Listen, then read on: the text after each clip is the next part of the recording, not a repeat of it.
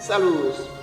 Arte Tiempo, proyecto interdisciplinario que cumple 25 años este año, ha invitado a Teatro de la Luna y a su director, Raúl Martín, que fundó este grupo en el año 1997 y precisamente en ese año ha montado el espectáculo Electra Garrigó, basado en la obra de Virgilio Piñera, y quisiéramos dialogar con él acerca de Virgilio Piñera y de su montaje.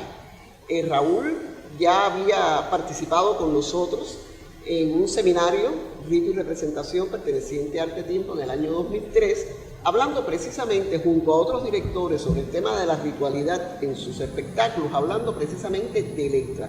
Y hoy nos volvemos a reunir para hablar de Electra, porque lo que nos interesa fundamentalmente al tomar en estos momentos el espectáculo es las tradiciones populares del conocido teatro popular cubano que hay en la obra de Electra, pero cómo lo ha asumido Raúl Martín como director en Teatro de la Luna. Es muy interesante cómo él fusiona, y yo diría, bueno, Raúl, la tragedia es lo más importante en el espectáculo, es más importante lo paródico se subordinó a lo trágico en el espectáculo.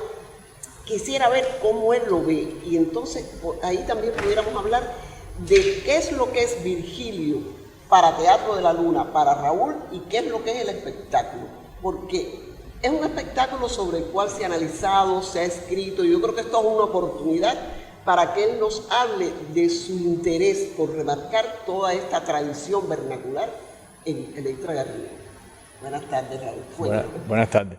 Bueno, yo creo que Electra es quizás el mejor ejemplo para hablar de esta fusión o esta frontera difusa entre lo culto y lo popular. Sabemos muy bien que esa frontera orgánicamente no existe, o sea, no debe existir. Es un tema muy complicado. O sea, existe, pero estos grandes creadores precisamente han logrado que lo más altamente poético sea popular, sea de consumo popular. Virgilio era un ejemplo tremendo en ese sentido, porque él elevó a nivel poético el habla del cubano de la calle, del cubano de la clase más popular, la clase más... bueno, todas las clases sociales, porque en Electra Garrigó, precisamente, que es la obra que nos ocupa, habla, la fábula transcurre en el seno de una familia burguesa, vamos a decir, una familia adinerada, y precisamente la obra va a hablarnos de, entre otras cosas, de la decadencia de esa burguesía de los años 40, que al mismo tiempo es una fábula súper vigente, como todos los grandes clásicos, porque está planteando el eterno conflicto generacional de los jóvenes que vienen arrollando, que vienen proponiendo un nuevo sistema de valores versus a viejos, o sea, personas con preceptos más clásicos, más convencionales, que se aferran a una fórmula que hasta ahora les ha funcionado, por decirlo de alguna manera, diferente a como se ha dicho siempre, pero al mismo tiempo igual. En Electra, o sea, tú preguntas si yo subordiné lo trágico a lo paródico o lo paródico a lo trágico. Yo creo que ya se ha hablado mucho de eso de mi puesta, por ejemplo, de que si en algunos momentos la gente, hay críticos que extrañaron la solemnidad de ciertas escenas, el hálito trágico de muchos momentos, y yo pienso que yo fui muy fiel a Virgilio, es mi punto de vista, con esa lectura irreverente o desleal, al mismo tiempo fui muy leal. ¿Por qué? Porque yo creo que el germen, desde Virgilio, la tragedia en Electra Garrigó está supeditada a lo paródico, porque yo creo que el germen de Electra Garrigó es la parodia. Él cita, o sea, él claro que viene de la tragedia griega, es una revisión de los conflictos de la tragedia griega, incluso los personajes. O sea, los personajes que que habitan esa casa y los personajes que son evocados en determinados momentos, como el monólogo de Agamenón. Los personajes todo el tiempo citan otros seres, otros entes de la mitología griega, del Olimpo, y todo el tiempo hay una revisitación de la tragedia griega, pero desde el tono del presente y desde la parodia. Porque el choteo no es que yo lo haya incorporado en Letras de Rigor, el choteo está ahí latente.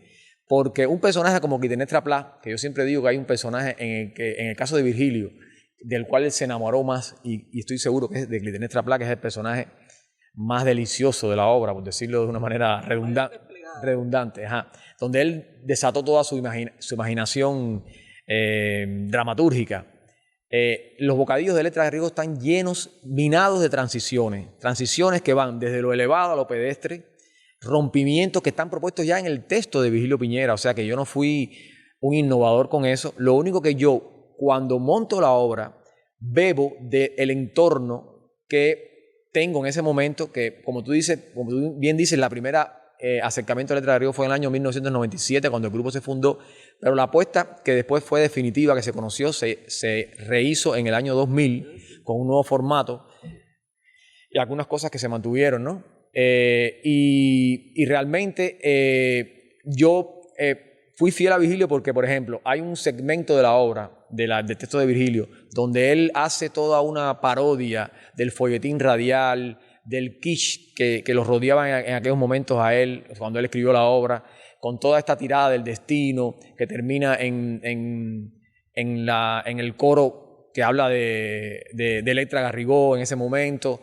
que yo se lo convertí con una suerte de gala cultural, con la inclusión del micrófono como elemento bueno, de estos tiempos, sobre todo muy de aquellos tiempos que estaban muy en boga las galas culturales, los homenajes, las tribunas. Entonces, ahí bebiendo de todo un poco eso, pero mantuve el espíritu paródico, burlesco de Virgilio Piñera, que lo tenía ya la obra, y el choteo, que yo creo que fue una motivación de Virgilio todo el tiempo, de tener presente esa cosa del cubano, que bueno, tanto se ha estudiado el choteo, que es algo muy serio. El choteo es algo muy serio. El choteo no es una humorada. El choteo tiene una sustancia que de eso se ha hablado mucho. No es una simplificación de contenido. Ajá. No es para nada. Y en Letras de Rigor es el ejemplo de las obras de Virgilio, creo que la que más tiene de ese elemento. Yo, por ejemplo, recuerdo que Vicente me decía, oye, tú estás rescatando el vernáculo. Y uno oye la palabra vernáculo, al principio cuando éramos teatristas jóvenes irreverentes, nos asustaban. Y dice, no te asustes, estoy hablando del buen vernáculo. Porque lo de farsesco que hay en el comportamiento de los personajes, no creo que haya sido una innovación mía. Yo creo que Clitemnestra Pla, por ejemplo, tiene mucho de farsa. Entonces, la actriz que lo interpretó, Amarilis Núñez, que la vamos a ver en los fragmentos que vamos a poner, yo creo que, bueno, nos afianzamos mucho en el camino de la farsa, pero sobre todo con una verdad, porque yo al final, que eso lo decía Gacio, siempre cuando trabajaba con nosotros en la parte actoral, que colaboraba, porque él es un actor y al mismo tiempo esa dualidad de actor, crítico, investigador, de que nosotros buscamos en las más hondas motivaciones stanislavskianas para tener siempre presente, no perder de vista la verdad del personaje, la verdad en cada una de las facetas, la verdad en la farsa, la verdad en lo trágico, la verdad en lo dramático y la verdad incluso en los momentos de mayor humor y de mayor choteo. Y Clitemnestra Pla, por ejemplo, lo pongo mucho la cito mucho en esta conversación porque Clitemnestra Pla, ella misma sintetiza toda esa intención de Virgilio de lo clásico y lo trágico, desacralizarlo, aterrizarlo. Y hay muchos ejemplos después que podemos conversar en la obra sobre eso. Precisamente, yo quería hacerte una segunda pregunta, que me parece que es un poco continuación de la primera. Muy interesante todo lo que has explicado. Y podríamos llamar este segmento así, lo cubano y escenoplástica a través de la familia. Mira, yo te preguntaría, ¿cuáles fueron los recursos fundamentales para desdramatizar el macrotema de la familia cubana, exponentes de los reclamos generacionales? Me gustaría que lo explicaras a partir del concepto de escenoplástica que utilizas para explicar en tu Electra los atributos y elementos escénicos relacionados con el cubano y ello asociado a tu sentido del teatro total. Lo cubano en cuanto a que utilizas recursos que identifican la cultura cubana. Sí, porque yo estuve leyendo tu tesina de maestría. La maestría. Y me gustó mucho cómo tú explicas ahí lo cubano, cómo hablas de la escenoplástica y cómo hablas de teatro total. Así que háblame un poquito de eso. Sí, me encanta el término escenoplástica, que se lo robé a un crítico chileno que habló una vez sobre la obra, sobre la boda, en este caso, de Vigilio. Mira, seguimos con Vigilio. No, Vigilio es Y el personaje principal. eso mismo, es el protagonista sobre todo de mis primeros años. Sí. Y además hay una actitud de vida. Sí, claro, hay una actitud de vida y una forma de mirar el mundo que fue lo que me emparentó a mí con Vigilio, que me conectó con Vigilio. O sea, yo, como no puedo escribir de la forma magistral que él escribía, yo traté de reescribir sus obras, porque claro, la filosofía de Vigilio me enamoró desde el primer momento. También esta cantera increíble de personajes maravillosos para trabajar con el actor, que yo, a medida que fui creciendo como director, me fui afianzando en la idea de que el actor es el absoluto protagonista de la escena. Entonces, ahora, cuando digo el actor es el absoluto protagonista de la escena, hay una cosa muy importante. Para mí la indumentaria teatral, aunque la trabajo con mucha síntesis, con una selección muy rigurosa de los objetos, no hay nada que sobre en el escenario.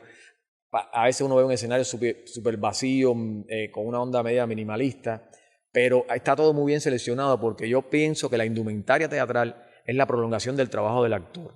Y el término escenoplástica me encantó porque es una palabra que ya en sí contiene el carácter de movimiento que tiene lo plástico en el teatro. Es como una obra plástica porque al final son cuadros. Eso Roberto Blanco lo tenía muy claro, el director, el gran director nuestro.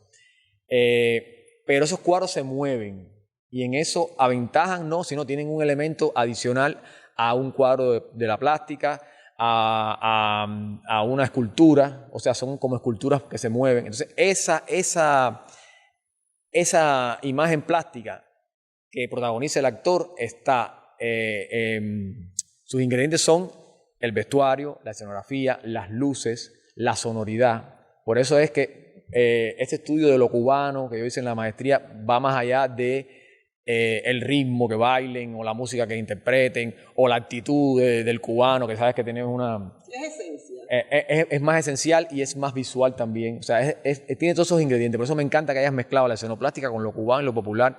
Y yo, por ejemplo, en Electra Garrigó, seguí en mi camino de la selección rigurosa de los colores según la psicología de los personajes. Cada personaje tiene su color de acuerdo a la psicología, porque yo veo el teatro así, con esos, en colores muy determinados que me transmiten determinada emoción y son portadores de una psicología.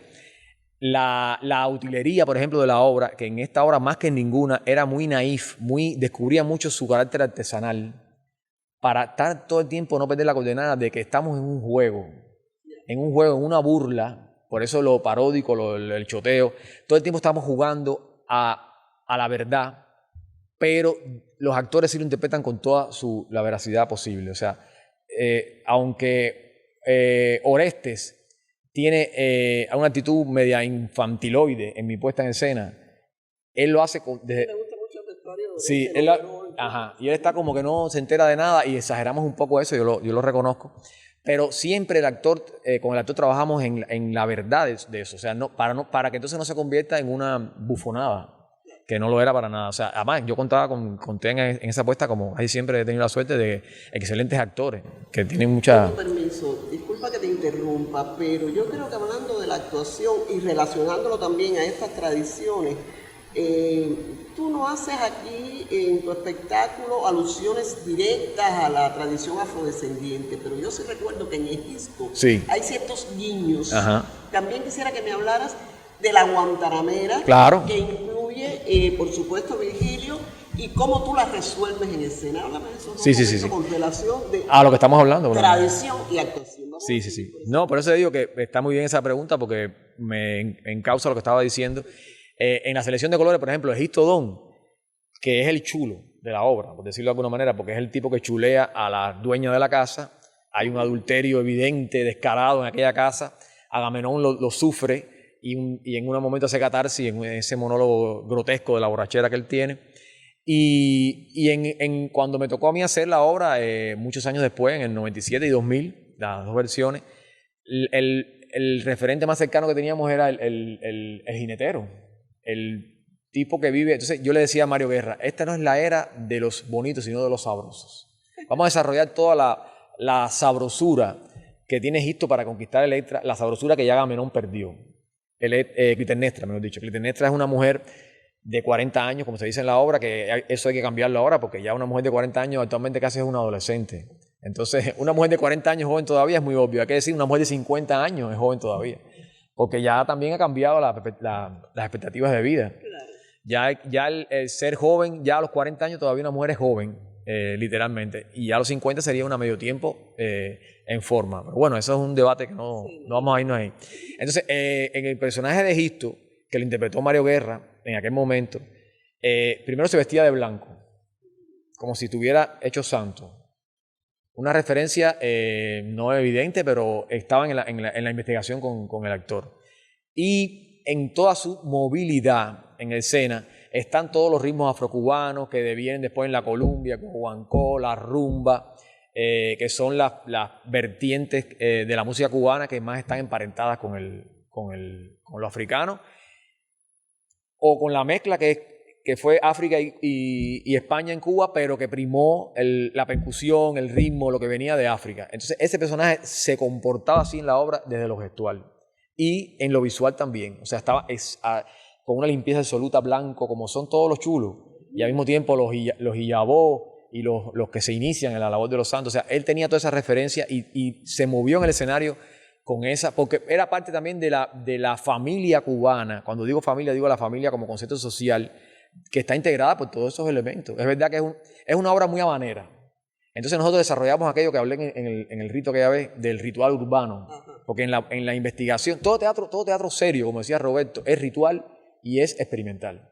O sea, el teatro en sí es un rito. Entonces, no porque una obra no tenga esa evidencia de la presencia del rito afrocubano en este caso, que es el que más en Cuba... ¿Qué es lo que, perdón, qué es lo que se asocia casi siempre al rito, a la presencia sagrada? Ajá, a lo sagrado. De la música, claro.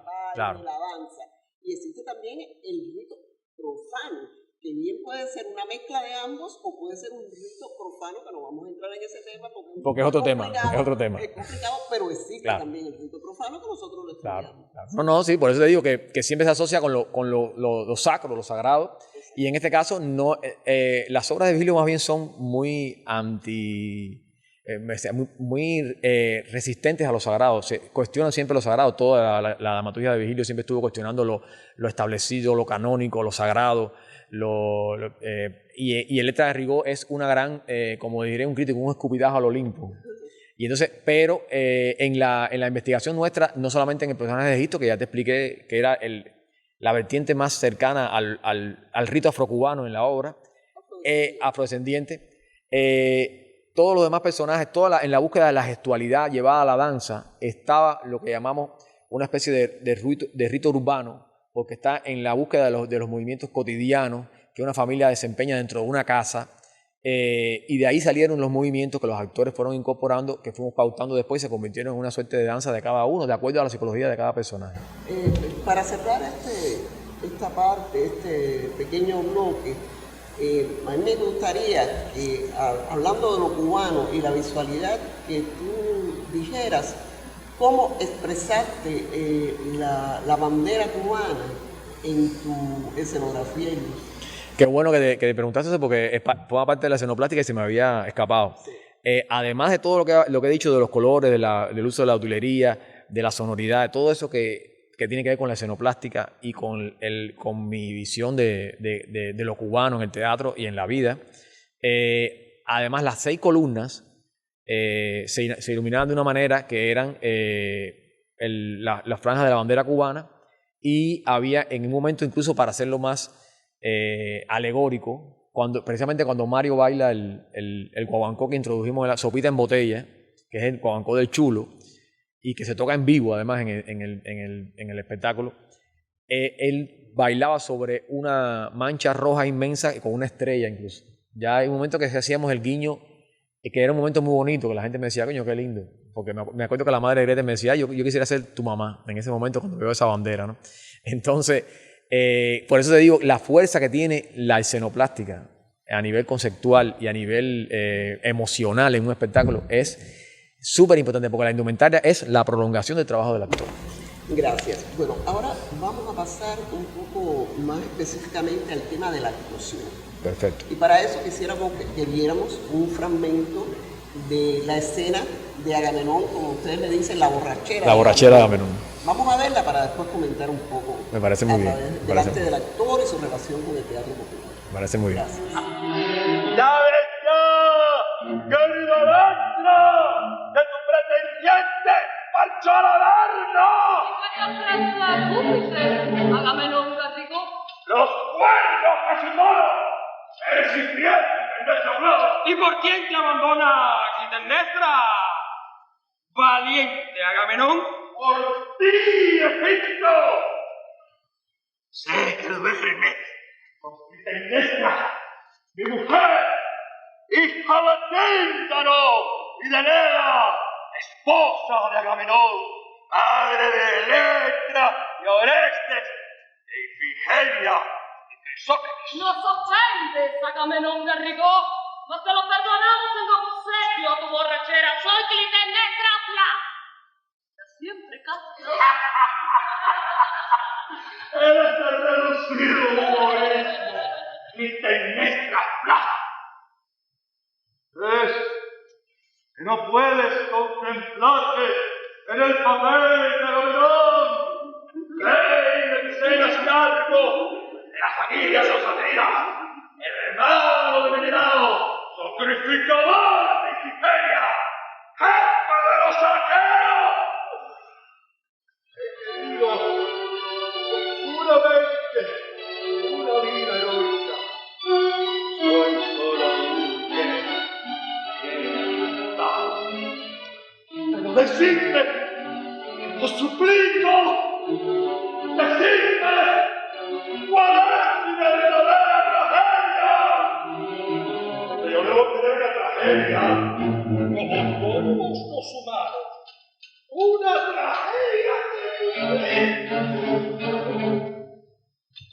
Bueno, es una suerte contar con el actor aquí presente de Roberto Gassio, que es el que acabamos de ver interpretando a Agamenón. Y digo que es una suerte porque lo tenemos aquí y porque es un reconocido crítico, investigador del Centro Nacional de Investigaciones, mi colega por esa parte, que como investigador allí también pertenezco. Y Gassio nos va a hablar de su personaje como actor y como crítico, un crítico muy reconocido, les decía, pero además de eso, pudiéramos decir que es una de las personas que más autorizada para hablar en nuestro país de la historia del teatro cubano. Y podemos contar con sus reflexiones acerca de Agamenón, de la parodia, del choteo, de lo vernáculo en esta escena que acabamos de ver. Saludos, Gassio. Qué bueno estar aquí contigo. Yo estoy muy feliz de estar al lado de ustedes. A los dos los quiero mucho. Tú estrenaste este espectáculo y después también un actor de Teatro de la Luna. A ustedes, y también quiero mucho al personaje de Agamenón. ¿Por qué? Porque hay una cualidad que me permitió hacer el grupo Teatro de la Luna de Raúl Martín y él como director. El trabajar la dimensión externa, farsesca, amplia de un personaje y a la vez que esté cargado de sentimiento, de verdad, de la verdad del actor, que nunca se pierde.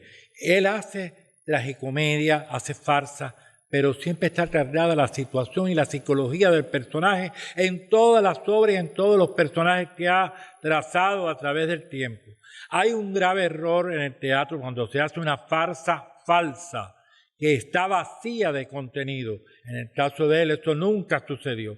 ¿Y qué pasa con Agamenón? Bueno, yo hice una biografía de él, fue un hombre guerrero, que tuvo mucho éxito, pero que era un machista, un mujeriego, un hombre muy exitoso en todos los planos de la vida y con los años tiene batallas perdidas, es alcohólico, se convierte en los años, la vejez misma y los destrozos de la enfermedad, de la poca salud, lo llevan a ser el hazmerreír de la familia, el hazmerreír de Clitemnestra, de Electra. Él huele mal, según dice Electra, debe desaparecer, es lo viejo, lo cadente, lo decadente, lo que hay que eliminar, porque ya no tiene sentido de que siga, es lo más viejo, lo más retrógrado, por eso también lo quieren eliminar, y es el hazmerreír también, es la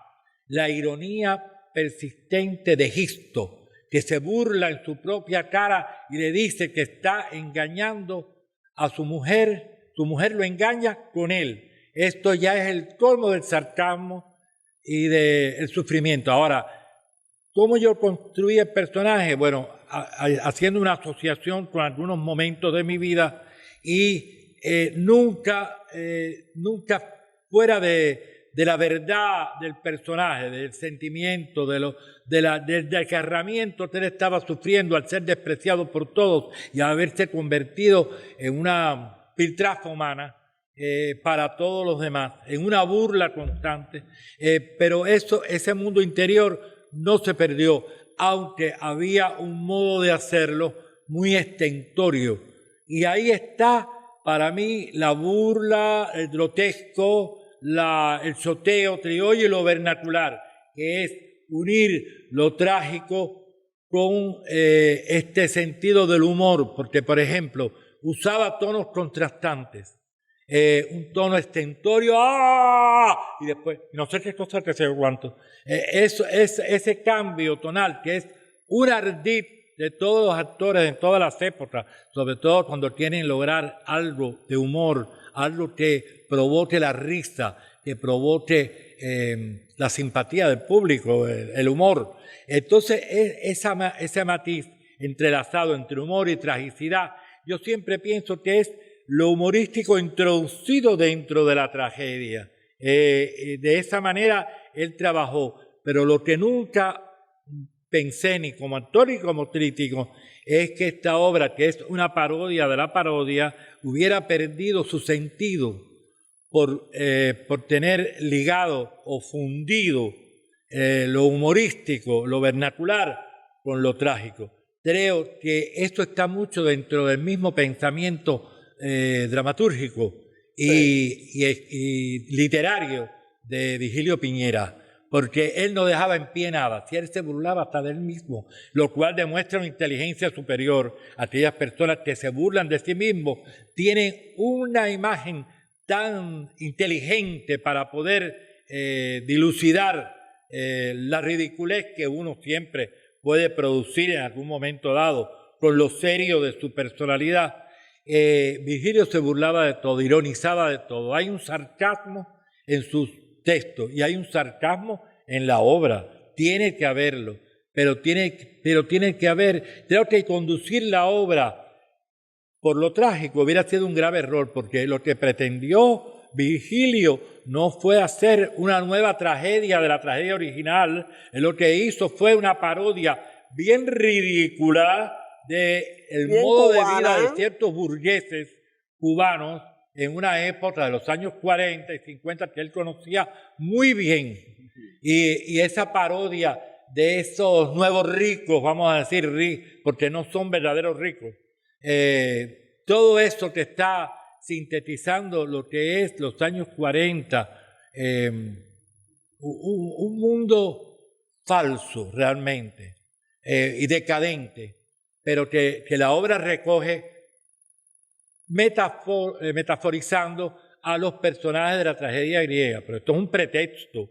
Él está hablando de su época, de la que vivió, de los años 40, de los contrastes tan grandes entre pobres y ricos, entre los cultos y lo popular. Lo culto y lo popular no tienen por qué ser dos cuestiones que se opongan totalmente, pueden fundirse y en este caso están íntimamente ligados. La fusión, un elemento que es muy ya de finales del siglo XX o del XXI, sin embargo ya estaba. ¿Por qué? Porque Virgilio era un hombre que se adelantó mucho a su tiempo en sus concepciones filosóficas, existenciales, humanas y cotidianas. Era un hombre que veía la realidad tal como era y se burlaba de ella. Y esto es lo que él lleva hasta ahora. Por eso yo estoy de acuerdo en que durante toda la obra lo que hay que defender de ella como puesta en escena es cómo se imbricó todo lo vernacular, todo lo grotesco, todo lo popular, que es un término que utiliza mucho la colega Diana Elsa, que es que está totalmente ligado a lo espectacular y a lo trágico clásico, que es un pretexto para hablar de Cuba y los cubanos. Muchas gracias, Racio.